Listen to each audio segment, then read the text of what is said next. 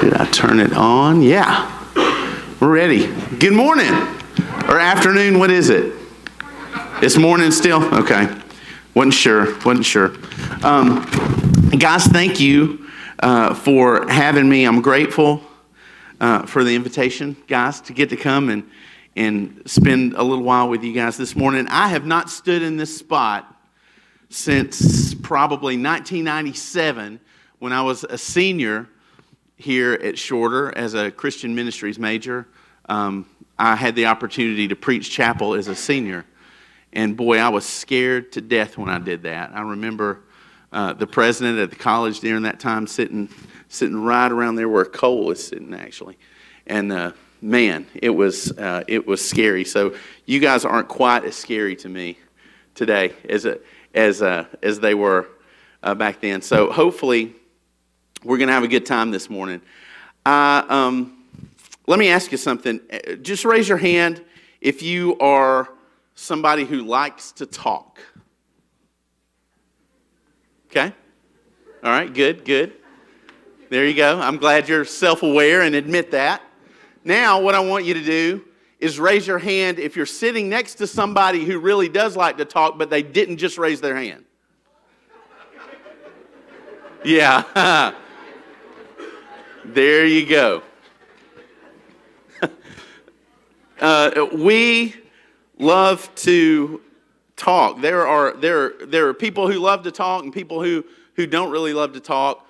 I'm a talker. I always have been. Since I was in school, I was not the bad kid growing up in school. I was not the one who got in trouble for doing bad things all the time. If I ever got in trouble at school, it was for what? Talking too much, laughing with my friends, giggling. I was that kid. And, it was the comedian Gallagher one time said, they send you to school to learn how to communicate and all they tell you is no talking. But how does that make sense? But I was the one who would always get in trouble for talking to people. Actually, my kindergarten teacher in kindergarten, on my little certificate that she sent home at the end of the school year, wrote a note to my mom and said, "Eric is a wonderful student. He just needs to learn to keep his little mouth shut."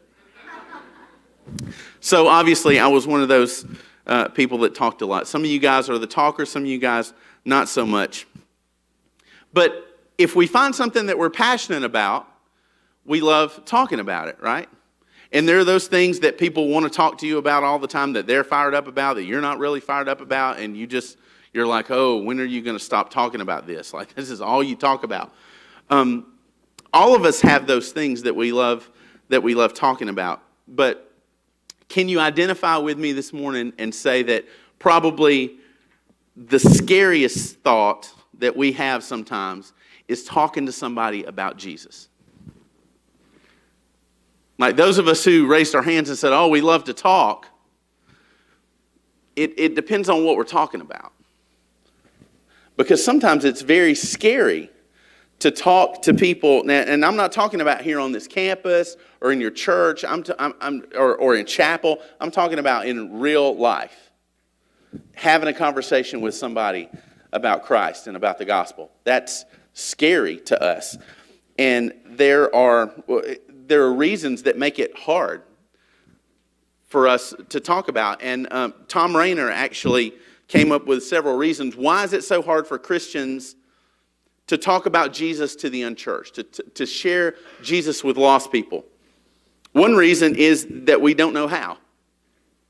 Nobody's ever trained us. Nobody's ever really taught us how to share the gospel with people or how to talk to people about our relationship with Jesus. Another one is we don't get to know or build relationships with lost people. Is that true? For some of us that have grown up in the church and we live in this Christian bubble culture, the reason we don't talk to people and share the gospel with people is we have nobody to talk to about Jesus, because all of our friends are Christians. We don't build and initiate relationships with lost people to look for the opportunity to share Jesus with them. And the third one, which is probably the most piercing one of all, we just don't really care that much. Maybe we don't talk about Jesus to people because we are happy, and that's good enough. But I think the biggest reason of all of those is fear. Fear. We're scared. We're afraid. Because there are so many unknowns that just come unraveling when we think about the opportunity to share Jesus with somebody. You know what it feels like to be in a situation where you have an open door and the Holy Spirit speaks in you. If you're a believer, you know what that feels like. It's happened to you before. He speaks to you and he sees and he says, here's an open door. Here's a chance for you to say something to this person. And we just tighten up and clam up, and it's like, oh, Jesus, I don't know if I need to do that. And there are all these unknowns that come out in our mind. How are they going to respond? We worry about if we're going to make somebody mad, if we're going to offend somebody, especially in this culture, right? That's scary. Will it make our relationship awkward? We worry about that. Maybe we've got a good friendship with this person, but we don't know how they feel about Jesus, and so we're like, wow, if I start talking about Jesus, it's going to make things weird. It's going to make our relationship awkward. I just don't know if I want to go there with it. What if they ask me a question I can't answer? You ever afraid of that? Like, what if they ask me something and I don't know how to answer it? What do I tell them? I'm supposed to know how to answer it. What if I don't know how? Or will they challenge me and make me look foolish? There's that fear sometimes. I remember as a student here at Shorter, while I was attending school here, I was the manager of the music department at what then was called Heaven's Attic. It was a Christian bookstore on Martha Berry. Now it's a big shoe store. It's that big square building. It's a big shoe store. It used to be a Christian bookstore here in town, and I worked there. I was a student at Shorter. I was studying religion, and one day this guy with a Yankees hat came in the store, and he said, "Hey, do you have any books on cults?" And I said, yeah, we do. So I took him to the back corner of the store where all the cult books were, and I pulled out Walter Martin's Kingdom of the Cults, which is like an incredible book, great reference book about cults and world religions. I pulled this out and said, this is probably the best book we have. He said, well, does this book talk about Islam? And I said, yeah, it covers Islam in there. He says, oh, well, good. I'm a Muslim. Oh. I'm like, ooh. So he says, I'm looking for books. It's part of my study. I'm looking for books that are written from the Christian perspective about my faith. And I'm supposed to read them and study them. So that's what I'm looking for. I'm like, oh, okay. And then he says, you guys have Bibles in here, right? I'm like, yeah. So he says, show me where those are. I take him to the section with the Bibles, and he starts flipping through scriptures. And he opens up, and he pulls this passage out of context in the Old Testament, and he reads it. Says, this is what this seems to say, right? I'm like, yep. So he flips over to the New Testament, reads another verse out of context, seems completely contradictory. And he looks at me and says, explain that to me. I mean, yeah, I was a religion major, but I was not there yet. And I didn't know how to respond. I didn't know how to answer this guy. And then when he was finished there, he went to another place and said, what about this? And he said, never mind that one. What about this one? Found another one. Did the same thing. I'm just like there's so much shame coming over me. And I had no idea how to answer the guy. And he left, and I immediately called one of my professors here. As soon as he left, I went to the phone. And his name was Dr. Nash at the time. He taught us world religions and things. And I said, oh, Dr. Nash, I'm an idiot. This guy just totally embarrassed me. And he gave me some things, and he encouraged me a little bit. But those are things that make us afraid sometimes to talk to people about Christ. But I want to encourage you with one brief thought, something that we have to remind ourselves of that I think it's easy for us to forget. We were never meant nor given the power to change somebody's heart. Never, ever does God give you the power or the responsibility to change the heart of a person. That is something only the Holy Spirit can do. That is only something the work of the gospel in them can do. And sometimes we take that responsibility on ourselves when God doesn't put that responsibility on us. That if I share the gospel with them, it's my job to change their mind. It's my job to change their heart. And God says, that's never anything I wanted to put on you. But there is a responsibility that he does put on us. Now, I want us to look very briefly at Romans chapter 10, verses 14 and 15, if you've got a Bible, or write these verses down so you can look at it later, because I want you to think visually for a minute. I want us to take what's in these two verses and kind of create a picture with it, okay? Romans 10, 14 and 15 says, "But how can they call on him to save them unless they believe in him? And how can they believe in him if they have never heard about him? And how can they hear about him unless someone tells them? And how will anyone go and tell them without being sent? That is why the scriptures say, how beautiful are the feet of messengers who bring good news." Now, Paul, here in chapter 10, he is expressing his love for the Jewish people and that his greatest desire is to see the nation of Israel believe in the gospel and believe on Christ and be saved. But it's not that the nation of the Jewish people didn't want a relationship with God. It's that they had tried to establish a relationship with God on their own, in their own way, by their own terms, by their own works, by keeping the law, and they had become blind to the forgiveness that Jesus had come to offer. So in this expression of his deep desire to see Israel come to Christ, he asked this series of questions. And it shows us the path that the message of the gospel must take in order to penetrate and change someone's heart. And there's 6 steps in these 2 verses that the message of the gospel takes when it goes into the heart of a person. And we're going to go through them. And if you're taking notes, this is what I want you to do. I want you to draw a circle like a clock, like the face of a clock, without numbers in it. And this is the path that the gospel takes, and it repeats itself. At 12 o'clock, that's salvation at the very top. Salvation. And then after that, after we are saved, we're sent out. So where 2 o'clock would be, you could write down the word sent out. 4 o'clock would be telling. Once we're sent out to do what? To tell people. Are you guys still awake with me? Okay, all right, good. We're sent out to tell. And then once we tell at 6 o'clock, there's the hearing. There's the hearing of the word. And then around 8 o'clock, there's the believing. And then around 10 o'clock would be the crying out. And the crying out results, we're back at 12, in salvation. All right? That's the path.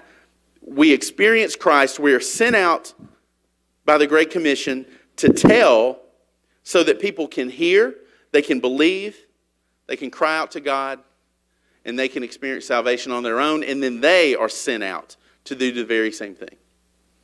So it repeats itself. So if we go back and read those verses again, if you've kind of got that picture in your mind, Paul starts at the top and goes backwards. So listen again to what he says if we read those verses again. He says, how can anyone call on him, that's the calling out, the crying out, to save them unless they believe in him? And how can they believe in him if they've never heard? That's the hearing. And how can they hear unless someone tells them? That's the telling. And how will anyone go and tell them unless they are sent? That's the sending. And that is why the scriptures say how beautiful are the feet of the messengers who bring the good news. If you think about all of those steps that the gospel takes to infiltrate somebody's heart, how many of those are up to us? How many of those are up to you? There's only one.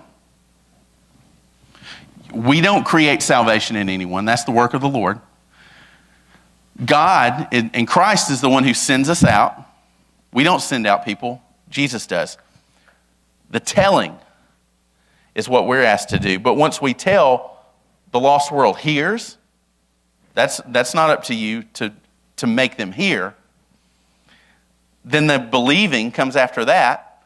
That's not something that you control. And then their crying out to the Lord for salvation is not, calling on his name is not something you control. And then regenerating a person in Christ is nothing that you control. There's only one step in that process that he says, that's your job, and it's the telling. But the telling is the part we have so much trouble with, isn't it? But that's the only part of the process that he says, you have a job to do, and I need you to do it, because it won't happen until you do. So we get hung up on the telling. Look at 2 Corinthians. 2 Corinthians 5, 18 through 20. Paul says, all this is from God, who reconciled us to himself through Christ and gave us the ministry of reconciliation. That God was reconciling the world to himself in Christ, not counting people's sins against them. And he committed to us the message of reconciliation. Who did he commit the message of reconciliation to? Wake up. Us. Yeah, there you go. We are therefore Christ's ambassadors, as though God were making his appeal through us. We implore you on Christ's behalf, be reconciled to God.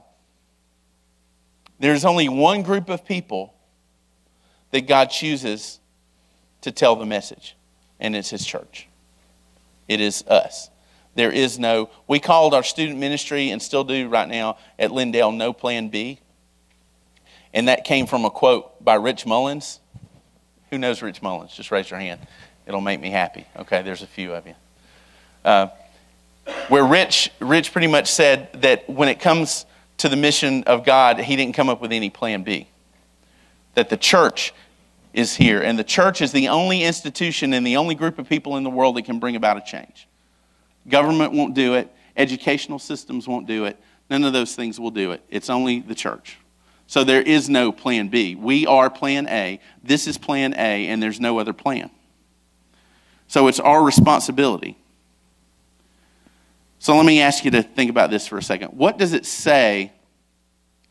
What does it say to the world when we let our apathy and our fear stop us from making this appeal that Paul says we are to make as ambassadors is offering the world? Maybe because we don't talk about it, we send the message to the world that we really don't want them to know it. And when we send the message to people that we don't want them to know it, then we also are going to lead them to conclude that God doesn't care if they know it or not either. And that is our mission. There's a couple of things that I think we have to convince ourselves of before we can really be effective and eliminate the fear. One is we have to stop assuming that they won't listen. Don't we do that? Don't we just assume before we talk? But one of the reasons we say we're not going to share Jesus with this person is because they're not going to listen to me. They don't want to hear what I have to say.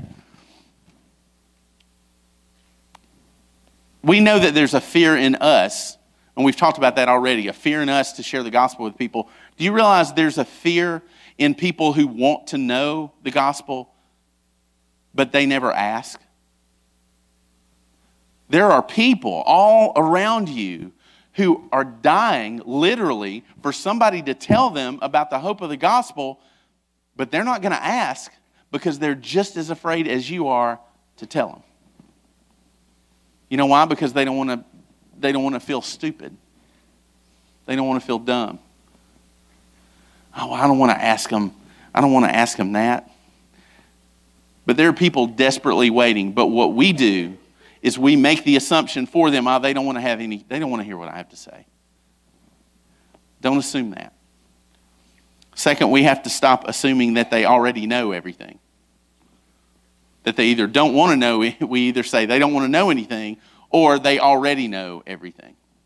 We just assume that everybody grew up in cultures like we did, grew up in homes, grew up in churches like we did. They've heard the gospel, they know it.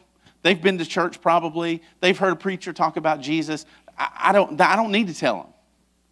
Like they've heard it already. And when they get ready to make that decision, they'll make it. And if they ever come to me and ask me, how can I accept Jesus, then I'll get excited and tell them. But they know all that already. I don't have to tell them.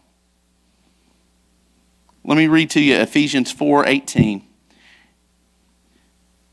Ephesians 4:18 says, they are darkened in their understanding and separated from the life of God because of the ignorance that is in them due to the hardening of their hearts. Sin hardens our hearts, and there's an ignorance that he says. You know what ignorance means? It doesn't mean you're stupid. It just means you don't know. And it means you don't know because nobody's ever told you. Remember this and write this down. You don't know what you don't know. You don't know what you don't know. There are some things that I know I don't know how to do, but there are certain things that because I don't have the knowledge, I don't even realize that I don't have the knowledge about. Does that make sense? Are y'all tracking with me here? There are some things that you don't know, but because you don't know it, you don't even know that you don't know it. Okay? Are you with me? I want to tell you a story. I want to end by telling you this story of something that happened a couple of years ago, a couple of Christmases ago. As a youth pastor, we always take our kids to Extreme Winter. How many of you guys ever been to Gatlinburg, Extreme Winter, with your church or something? Yeah, it's cool conference. And so when you guys that maybe are going to be going into youth ministry, there's this moment at the end of a day when you travel and you get kids to a place and you get them to a conference, you check them in, do all that, you get them in the hotels. Nobody's killed each other. Nobody's gotten lost. Nobody's bleeding. And you get to the end of the day and I get to my room and I just want to lay on my bed and do nothing. And snacks are always a big deal. Like when you go on a trip, you got to have snacks, right? My kids are always like, when are we going to, we leave on our trip tomorrow. When are we going to go to Walmart and buy snacks? Well, they got to have snacks. So when I get snacks for my kids, I get them for myself. And Haribo gummy bears. Y'all, I love them. They're so good. So this night, we're at home. Am I doing okay? I got like 5 minutes, right? We're at home, or we get back not at home, we're in our hotel. And I'm literally done with the day. I'm laying on my bed, and I'm eating my gummy bears, and the world is great. I'm just, and I've got the big bag from Walmart with the zipper, you know what I'm talking about? Not like this. No, this is like I picked this up at the gas station on the way here. I've got the big honking bag. And I'm eating these things. And so my nephew, Connor, is actually Larry's son. Larry Arrington and I are brothers-in-law, if you didn't know that. Yeah, because Larry's awesome, isn't he? I'm laying on the bed. I'm eating my gummy bears. Connor comes into the room, flops down on the bed next to me and says, "What you doing?" I'm like, "Dude, I'm just eating my gummy bears. They're so good." And he just, out of the blue, goes, "Well, you know the green ones are strawberry, right?" No. That's dumb, Connor. The red ones are. He goes, "No, no, the green ones are strawberry." I'm like, "No, they're not." He says, "Yes, they are." And so the first thing I do is I go digging through my bag, and I'm getting I'm finding all the green ones I can. I said, "What are you talking about? The green ones are not strawberry."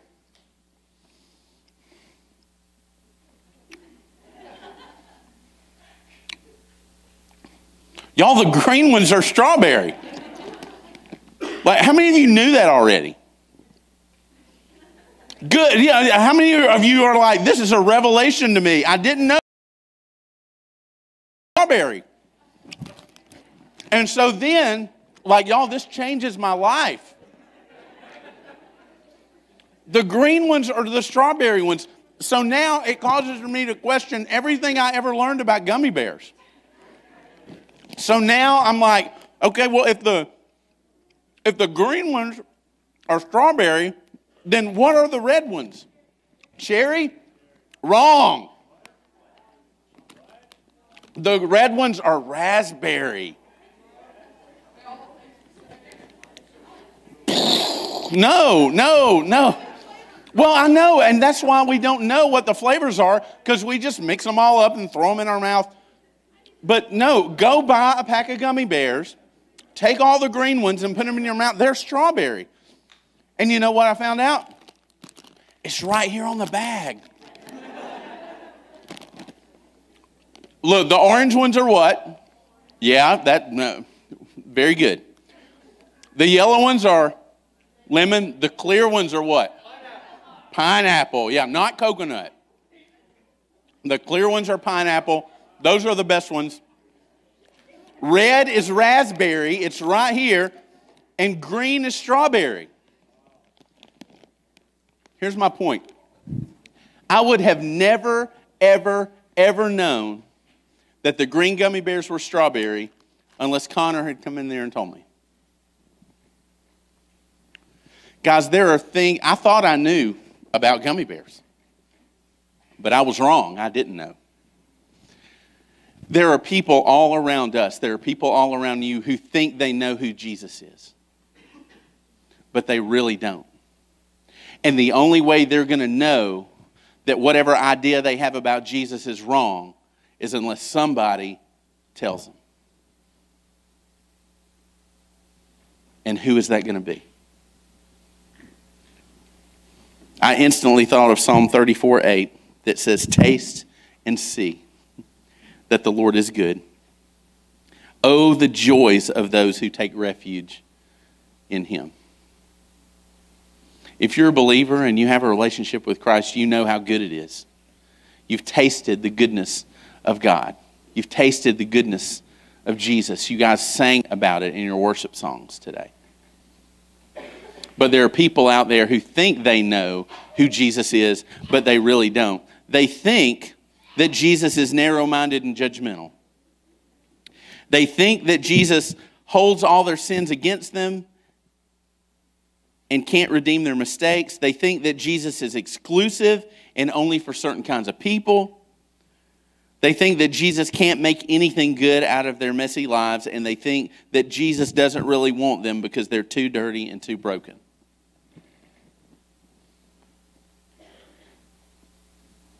We are His ambassadors, commissioned to go and tell them whatever ideas they had about what Jesus tastes like is wrong. And because we've tasted and seen how good He is, we're the ones to go and tell them. And this is the thing I'll challenge you with. Some of you will be more excited about going and telling people that you found out the green gummy bears were strawberry today than you will about telling somebody about Jesus. So be the ambassador. You are the voice. You are the teller. There's a tasting and a telling. Don't just taste the goodness of Jesus. We have to tell them, or they won't know. I love you guys. Let me pray for you. Lord Jesus, thank you so much for your goodness and your greatness and how beautiful your name really is and how powerful your name is and how wonderful it is. And God, let that not be something that we keep to ourselves. God, help us to tear down in our own minds the ideas that we have about the lost, God, that they don't want to hear our message, that they don't care. God, there are people dying for somebody to tell them the truth. There's so many mixed messages about you and who you are. They just want somebody to tell them what's really true, and we know what's true.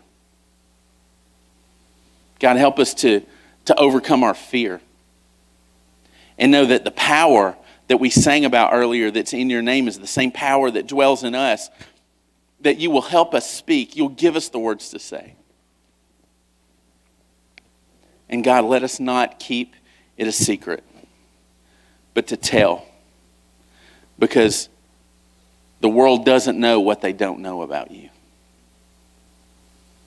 I pray over these students, God, ask you to empower them in their studies, in their academics, in their own personal spiritual lives, in the roles they play in their churches, and ask you to raise this generation up to be a generation of tellers, tasters and tellers. We love you so much, and we ask all of these things in Jesus' name. Amen. Thank you, guys.